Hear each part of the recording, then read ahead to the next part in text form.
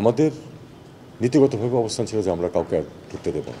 প্রচুর দুর্নীতি আছে বর্ডারে, এটা সত্যি কথা, এটা অস্বীকার করার কোনো অর্থ নেই। সেটা হলো 5-8 আগস্ট এই সরকার শপথ নেবার পর আমার যতটুকু মনে আছে আপনি বলেছিলেন যে বর্তমান অন্তর্বর্তী সরকার আর কোনো রোহিঙ্গাকে আশ্রয় দিবে না, আমরা রোহিঙ্গাদের বোঝায় লুজ্জ হয়ে আছি।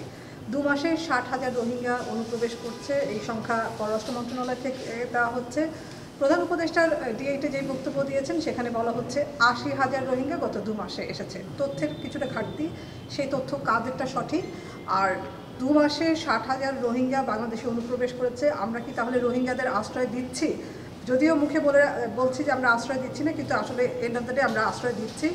আরেকটি রোহিঙ্গার ঢল অপেক্ষা করছে, সেটিকেও তাহলে আমরা আশ্রয় দিব কি? দেখুন,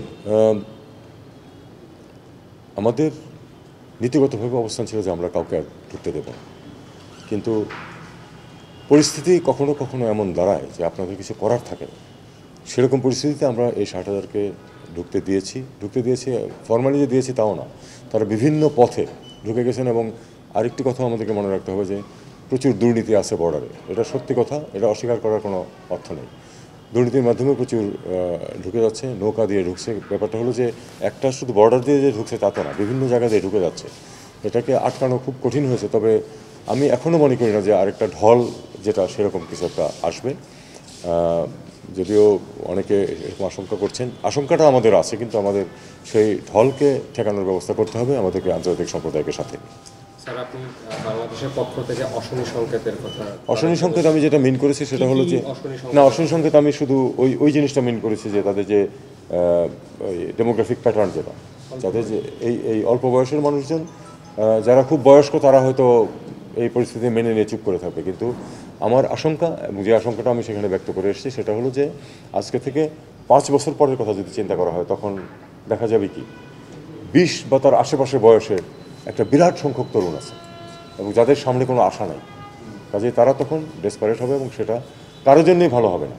আমি বলেছি যে সমস্যাটা আমাদের বেশি হবে ঠিকই, কিন্তু তোমাদের প্রত্যেকেরই সমস্যা হবে। ইতিমধ্যেই কিন্তু একেবারে অস্ট্রেলিয়া পর্যন্ত পৌঁছে গেছে কিন্তু নৌকাতে করে কিছু কিছু রোহিঙ্গা। কাজে এই সমস্যা শুধু বাংলাদেশের এখন পর্যন্ত ছিল, কিন্তু আর থাকবে না সেরকম। তোমাদের সবার জন্য সমস্যা হবে, কাজে সেটা তোমাদের নিরাপদ করতে হবে। Thank you. ছোট্ট বিষয় স্যার, মিয়ানমারের তরফ থেকে বর্ডারিং কান্ট্রিগুলোকে অ্যাকিউজ করা হয়েছে যে ইলসিট ড্রাগ ট্রাফিকিং, আর্মস ট্রাফিকিং এর জন্য। না, এরকম কোনো অ্যাকিউজেশন এখানে করে নেই, বরং সবাই মিয়ানমারকে বলেছে যে তারা যেন নিয়ন্ত্রণ নেয় এবং এই সমস্যাগুলো পার্শ্ববর্তী দেশগুলোকে এফেক্ট করছে।